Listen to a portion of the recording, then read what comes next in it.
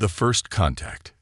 The crystalline displays aboard the Hegemony flagship Eternal Dawn flickered with countless status reports as High Commander Valix studied the approaching solar system. His six-fingered hand traced the holographic representation of the unremarkable yellow star and its planets, pausing at the third world from the sun. According to preliminary scans, it hosted a developing civilization, one that had barely taken its first steps into space. Another primitive world for the glory of the hegemony, First Officer Krull remarked, her scaled skin reflecting the soft blue light of the bridge. They still use chemical rockets. Probability of resistance, negligible. Valix's secondary eyes narrowed while his primary set remained fixed on the display. In 3 centuries of expansion, the hegemony had encountered hundreds of emerging civilizations. The process was always the same. Show overwhelming force, demand submission, and integrate them into the empire. Those who refused faced swift extinction.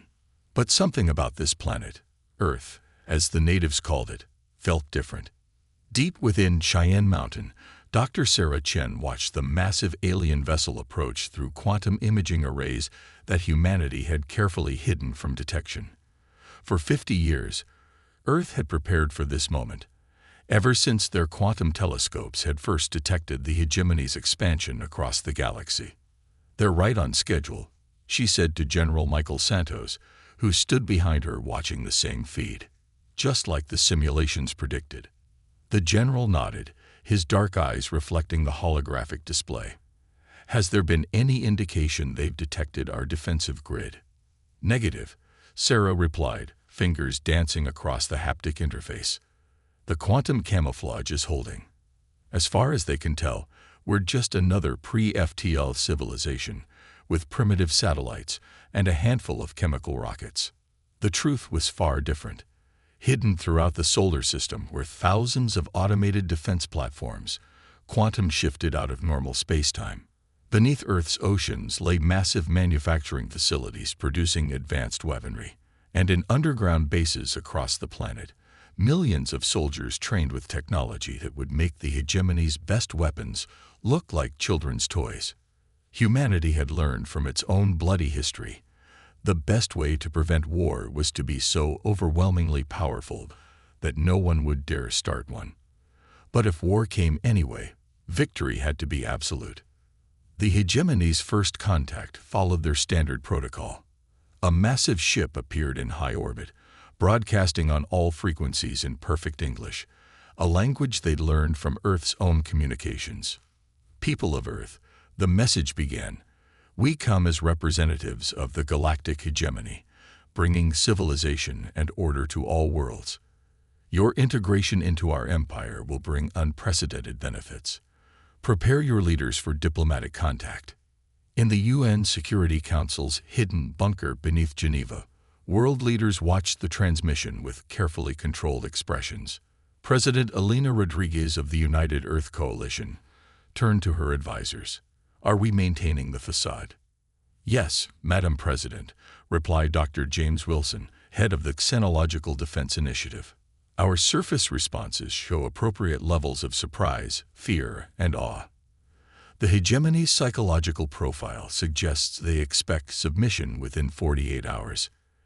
And if they don't get it, then they'll follow their standard escalation protocol. A show of force, usually destroying an uninhabited area to demonstrate their power. When that fails, they'll attempt a decisive military strike to force capitulation." Rodriguez smiled, but there was no warmth in it. "They have no idea what they're walking into, do they?" "No, Madam President. Their entire strategic doctrine is based on overwhelming primitive civilizations. They've never faced an opponent who could match, let alone exceed, their technological capabilities." The hegemony delegation arrived in Geneva 3 days later, landing their shuttle in front of the UN headquarters. High Commander Valix led the group, his towering form casting long shadows in the morning sun. Earth's representatives, led by Ambassador Maria Torres, welcomed them with appropriate deference. The meeting took place in a simple conference room, one that appeared to use primitive technology but was actually lined with quantum sensors analyzing every aspect of the alien visitors. As Torres listened to Valex's rehearsed speech about the benefits of submission, she couldn't help but notice how casually they dismissed humanity's potential. "Your world will prosper under hegemony guidance," Valex concluded. "Resist, and you will be destroyed. The choice is yours, but be aware, no civilization has ever successfully defied us." Torres waited for him to finish, then stood slowly. She was a small woman, barely reaching the alien commander's chest, but her presence filled the room. "High Commander," she said softly, "we've studied your empire for decades. We know your tactics, your technology, your weaknesses. We know about the worlds you've conquered and the species you've enslaved." Valex's secondary eyes blinked in confusion. This wasn't following the usual script. "Humanity has spent the last century preparing for this moment," Torres continued, her voice gaining steel. "We've fought wars for millennia, perfecting the art of combat in ways you cannot imagine. So we'll give you one warning, the same warning we've given every would-be conqueror throughout our history." She stepped closer to the towering alien, looking up into his four eyes without a trace of fear. "Run. Hidden strength." High Commander Valex's laughter echoed through the conference room, a harsh clicking sound that set human teeth on edge. His delegation joined in, their collective mirth carrying an edge of condescension that made Ambassador Torres's warning seem almost quaint. "Fascinating," Valex said, composure returning. "In 3 centuries of expansion, we've never encountered a pre-FTL civilization with such spirit." He towered over Torres, all 4 eyes fixed on her. "Perhaps a demonstration is in order." The hegemony ships in orbit began moving into attack formation. On their sensors, Earth appeared helpless, a planet defended by nothing more than primitive satellites and a handful of chemical rockets. Their targeting systems locked onto an uninhabited section of the Sahara Desert, preparing to deliver the traditional show of force that had broken countless civilizations before. In the Strategic Command Center beneath Mount Fuji, Fleet Admiral Yuki Tanaka watched the alien vessels position themselves. Her scarred fingers tapped a rhythmic pattern on the quantum blast display as she waited for the perfect moment. "They're charging weapons," reported Captain David Chen, his eyes fixed on the tactical display. "Energy signatures match our intelligence exactly. Standard hegemony plasma cannons, closing to optimal range." Tanaka nodded. "Just like we predicted. Status of Defense Grid Alpha. All systems nominal. Quantum shift is holding stable. They still have no idea the grid exists." Throughout the solar system, thousands of automated defense platforms waited in quantum-shifted space, invisible to conventional sensors. Each platform contained weaponry that made the hegemony's best technology look primitive by comparison, the product of a century of preparation and humanity's tendency to excel at creating new ways to wage war.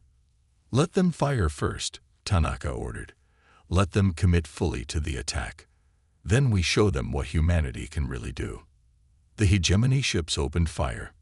Massive plasma bolts streaked toward Earth's atmosphere, their trajectory calculated to create an impressive but ultimately harmless display of power in the empty desert. High Commander Valex watched through the conference room windows, expecting to see fear and awe on the human faces. Instead, Ambassador Torres smiled. 10 kilometers above the Earth's surface, the plasma bolts suddenly stopped. They didn't impact a shield or explode. They simply ceased to exist, caught in quantum nullification fields that humanity had perfected decades ago. In orbit, alarms blared across the hegemony fleet as thousands of defense platforms suddenly shifted back into normal spacetime. The platforms looked nothing like conventional weapons. They were works of art, geometric shapes of impossible beauty that defied the aliens' understanding of engineering. "Impossible," Valex whispered, his secondary eyes wide with shock. "Your technology. You're supposed to be primitive."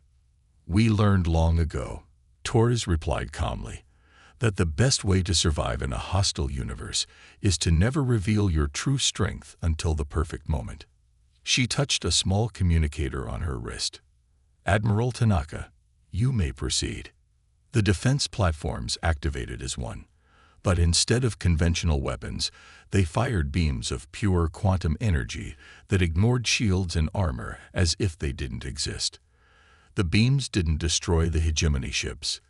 They simply disabled them, shutting down every system more complex than basic life support. On the Eternal Dawn's bridge, panic spread as systems failed one by one.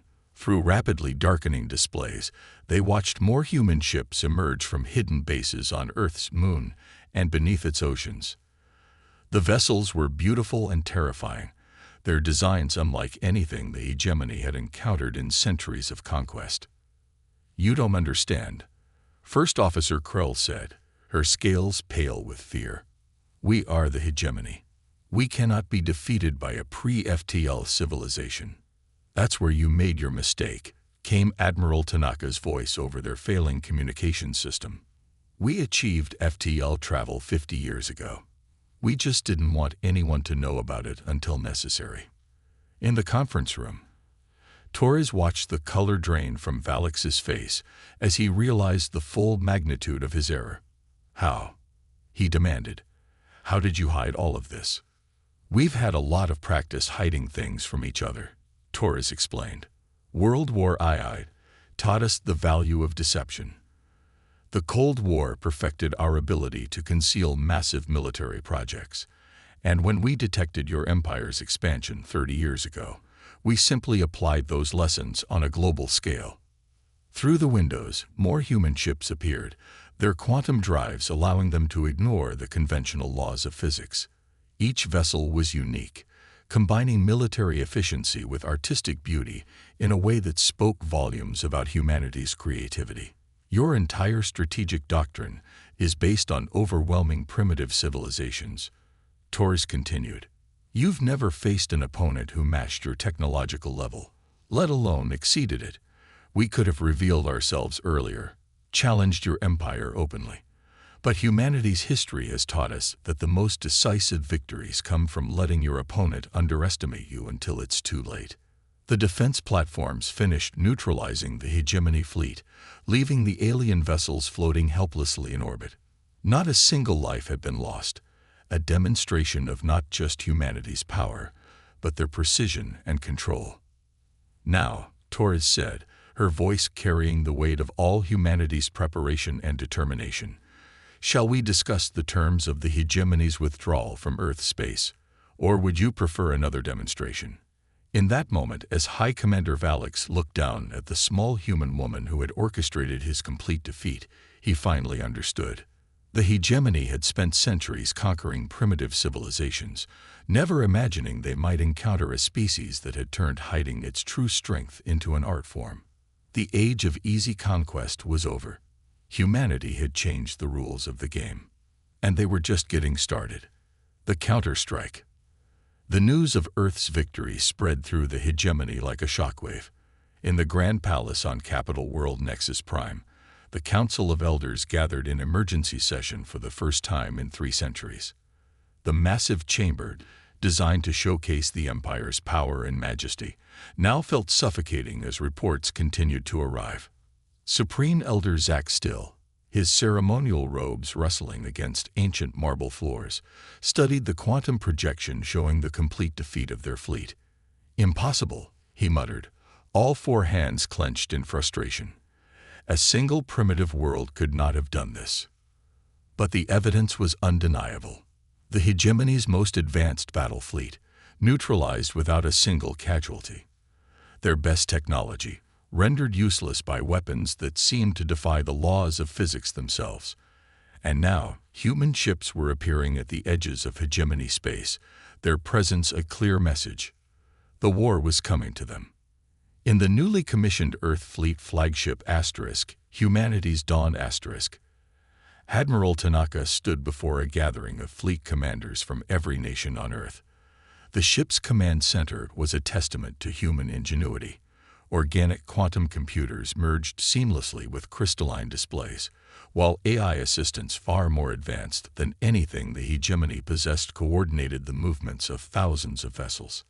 The hegemony has ruled through fear for too long, Tanaka declared, her voice carrying to every ship in the fleet through quantum entanglement communications. They've never faced an opponent who could fight back. That changes today. The tactical display showed their first target, a hegemony fortress world that served as a forward operating base for their conquest fleets. Intelligence gathered over decades had revealed every weakness, every vulnerability in their defenses. Remember, Tanaka continued, our goal isn't destruction. Humanity's strength isn't just in our weapons, it's in our ability to show mercy even in victory. We strike to disable, not destroy. Let them see the difference between their way of conquest and our way of war. The human fleet moved with precision that would have seemed impossible just days ago. Ships' quantum shifted between points in space, ignoring traditional launch vectors and attack patterns. The hegemony's defensive grid, designed to stop conventional FTL approaches, might as well have been trying to catch smoke with a net. On the fortress world's surface, Garrison Commander Vex watched in horror as human vessels simply appeared inside their defense perimeter. Their sensors, the most advanced in the Empire, hadn't even detected the approach. Launch all fighters, he ordered, panic creeping into his voice.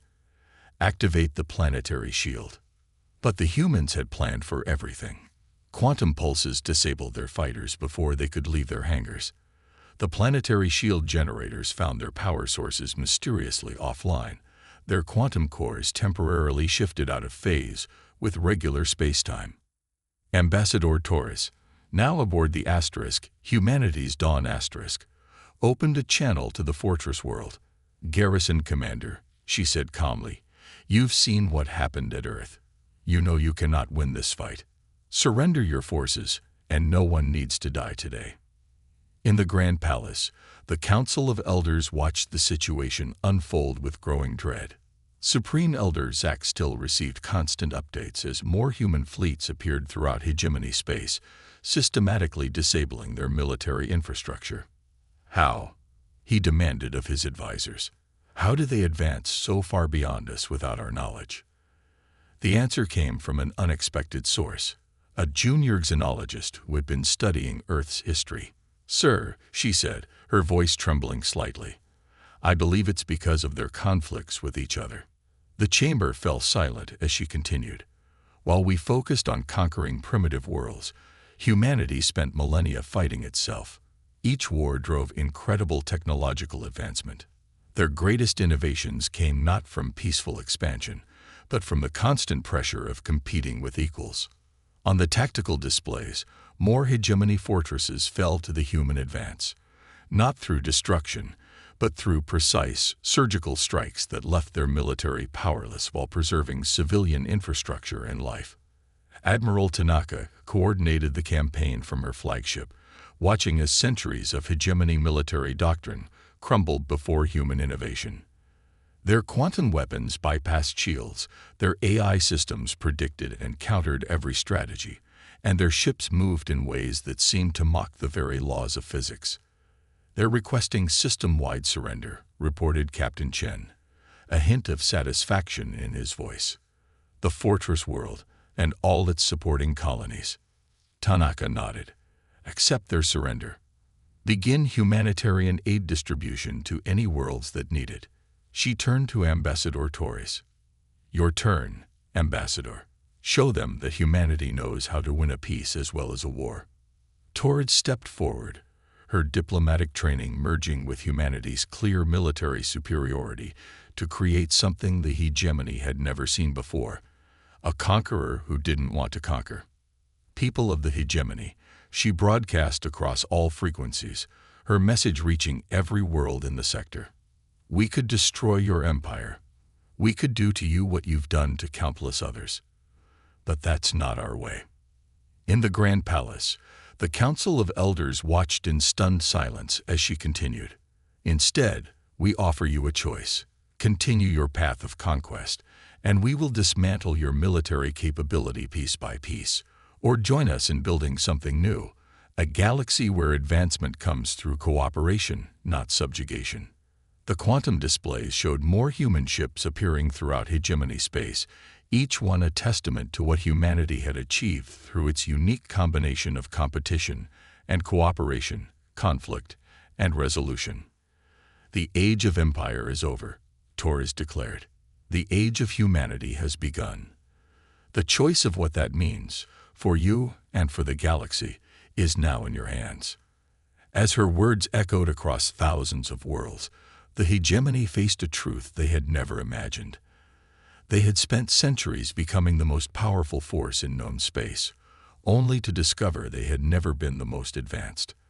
That honor belonged to a species that had turned hiding its strength into an art form, and war into a science. And now that humanity had revealed itself, the galaxy would never be the same. Turning the tide. The great halls of Nexus Prime echoed with heated debate. Supreme Elder Zach Still sat motionless on his crystalline throne as reports flooded in from across hegemony space. Planet after planet, system after system, all reporting the same phenomenon. Humans were changing everything they touched, not through force, but through something far more powerful. Ideas. The Kithtal sector has formally requested independence, announced first speaker Renva, her scales shifting from royal purple to anxious green. They cite the human model of self-governance as their inspiration. 3 more sectors are preparing similar declarations.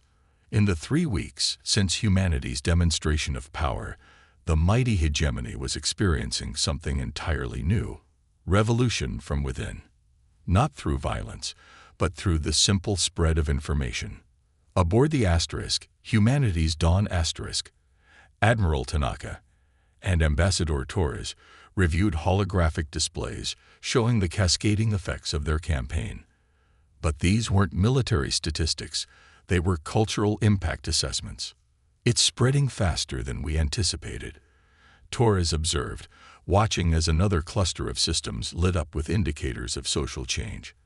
They're not just afraid of our technology anymore. They're fascinated by our history. Tanaka nodded. When we disabled their military networks, we replaced their propaganda with our true historical records. Every conflict, every failure, every triumph, all of it uncensored. We showed them something they've never seen before. A civilization that grew stronger through its mistakes, Torres finished. One that turned its greatest weaknesses into its defining strengths. On 1,000 worlds, beings who had known only the hegemony's version of history were discovering Earth's story. They learned of empires that rose and fell, of wars that reshaped continents, of moments when humanity stood on the brink of destruction and emerged stronger.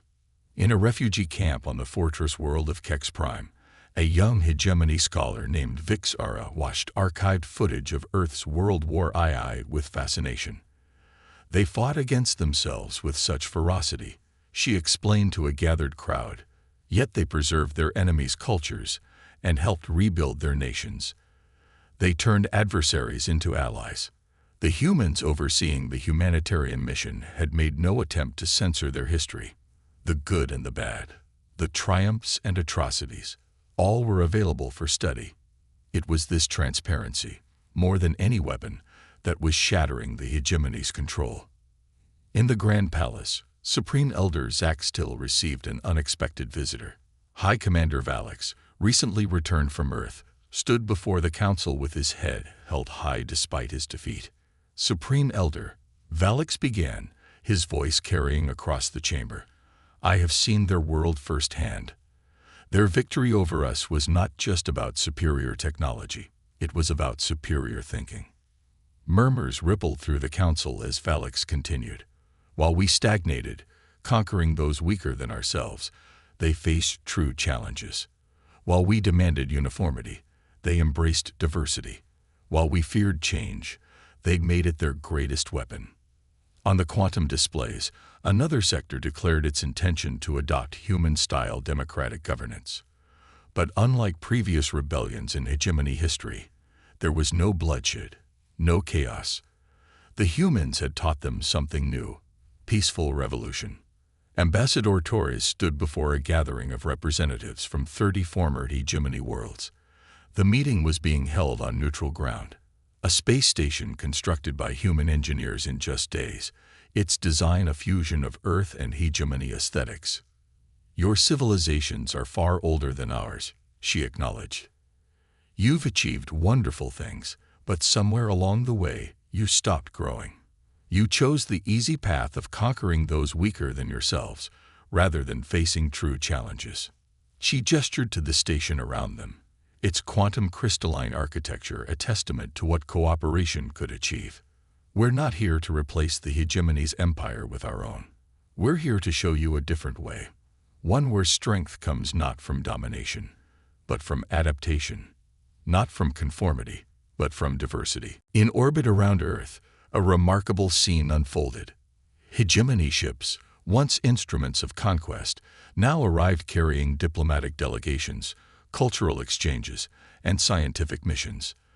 They came not as conquerors or supplicants, but as equals eager to learn. The quantum defense platforms that had so thoroughly defeated the hegemony's fleet still stood guard, but they were now accompanied by something new: teaching centers, where humans shared not just their technology, but their philosophy of progress through adversity. Admiral Tanaka stood with Captain Shen on the Asterisk, humanity's Dawn's Asterisk observation deck, watching as another group of hegemony vessels arrived for cultural exchange. "Did you ever imagine it would end like this?" Chen asked. "Not with a war, but with a revolution of ideas." Tanaka smiled. "That's the thing about humanity that they never understood. Our greatest weapon was never our technology. It was our ability to turn enemies into friends, to learn from our mistakes, to grow stronger through diversity rather than uniformity." In the Grand Palace, Supreme Elder Zach Still made an unprecedented announcement. The hegemony would undergo voluntary reformation, transitioning from an empire of conquest to a confederation of autonomous worlds. And they were requesting human guidance in this transformation. "We have ruled the stars for 1,000 years, he declared, "but humanity has taught us that true power lies not in ruling others, but in ruling ourselves, not in fearing change, but in embracing it." As his words spread across the galaxy, humanity's victory revealed itself as something far more profound than military supremacy. They had achieved what no other civilization had managed in the hegemony's long history. They had made the empire question itself. And in doing so, they had changed the course of galactic history not through force of arms, but through force of example. A new dawn. 1 year after humanity's emergence onto the galactic stage, the Great Hall of the newly established Galactic Concordat hummed with activity. The massive structure, floating in neutral space between Earth and Nexus Prime, represented something unprecedented in the history of known space, a true partnership of equals. Ambassador Torres, now serving as Earth's representative to the Concordat, stood before the gathered delegation.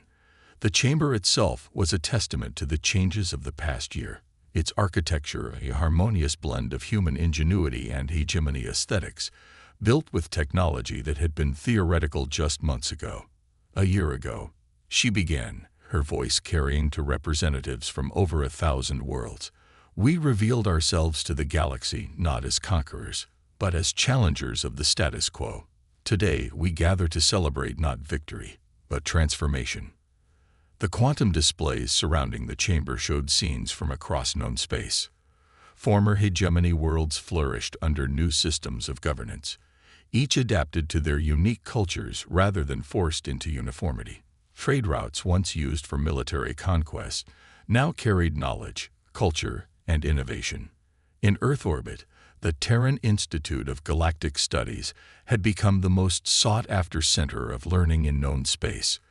Beings from across the former hegemony came to study not just human technology, but human history, the story of a species that had turned its greatest challenges into its greatest strengths. Admiral Tanaka, now fleet commander of the Concordat's Joint Peacekeeping Force, stood on the bridge of a new class of vessel. The Unity, as it was called, represented the first true collaboration between human and hegemony engineers. Its quantum drives incorporated principles from both civilizations, achieving capabilities that neither could have reached alone. "Remarkable," said her new second-in-command, former High Commander Valix. "A year ago, I would have said this level of cooperation was impossible." Tanaka smiled. "That's because the hegemony spent centuries avoiding the one thing that drives true innovation: genuine challenge. You conquered those weaker than yourselves, while we constantly pushed against equals or superiors." On screens throughout the ship, they watched as another joint human-alien project came to fruition. The first quantum gateway network was coming online, allowing instantaneous travel between member worlds of the Concordat. It was a project that would have taken the old hegemony centuries to complete, if they had ever attempted it at all. In the great libraries of Nexus Prime, now open to all species, Vic's era had become one of the most respected scholars of human history. Her latest work, The Paradox of Human Strength, had become required reading across the galaxy. Their greatest achievement, she wrote, was not their technology, but their understanding that true power comes from overcoming genuine challenges. While we sought to eliminate competition, they embraced it. While we demanded submission, they earned cooperation. While we feared change, they made it their ally. The quantum displays in the Concordat chamber shifted to show the latest breakthrough. The first successful test of human hegemony, hybrid quantum consciousness technology. It represented something beyond either civilization's original capabilities, a true synthesis of different approaches to understanding the universe. Former Supreme Elder Zach Still, now serving as a senior advisor to the Concordat, watched the proceedings with all four eyes wide in wonder. "We thought we were the pinnacle of civilization," he remarked to Torres. "In reality, we were stagnant, afraid of the very competition that could have made us stronger." "That's the difference between conquest and true strength," Torres replied. "Conquest is about maintaining power through force. Strength is about growing through challenge. Humanity didn't just survive our conflicts. We learned from them. Each war, each crisis, each competition pushed us to become better." The chamber erupted in applause as the latest initiative was announced: the Galactic Exchange Program. Worlds that had once been bitter enemies would now send their brightest minds to learn from each other, ensuring that the advancement of one would become the advancement of all. "But our greatest lesson," Torres continued, addressing the chamber, "wasn't about technology or warfare. It was about the power of diversity. Every human culture, every conflict, every different way of thinking. They all contributed to what we became. And now, we extend that principle to the stars." In orbit around Earth, a new generation of ships prepared for their maiden voyages. They carried not weapons of war, but tools of exploration. Their crews were not conquerors, but representatives of a new age, one where the combined strength of humanity and the former hegemony would push the boundaries of known space. Admiral Tanaka stood on the Unity's observation deck, watching as the ships departed. "You know what the real victory was?" she asked Valix. "Not defeating the hegemony, but showing them, showing everyone, that there's always another way, always another perspective, always another challenge to overcome."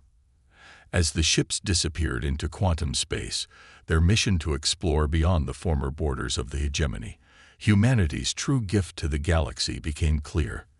They had shown that greatness comes not from dominating others, but from facing genuine challenges, not from enforcing uniformity, but from embracing diversity, not from fearing change, but from making it an ally. The age of empire was over. The age of exploration, true exploration, of both space and possibility, had begun. And as representatives from 1,000 worlds stood together in the Concordat chamber, watching humanity's example ripple across the galaxy, one truth became undeniable: the future would be written not by those who conquered the stars, but by those who dared to reimagine them. The human warning, "Run," had transformed from a threat into an invitation. Run with us, not from us, toward a future limited only by our collective imagination. And the galaxy would never be the same.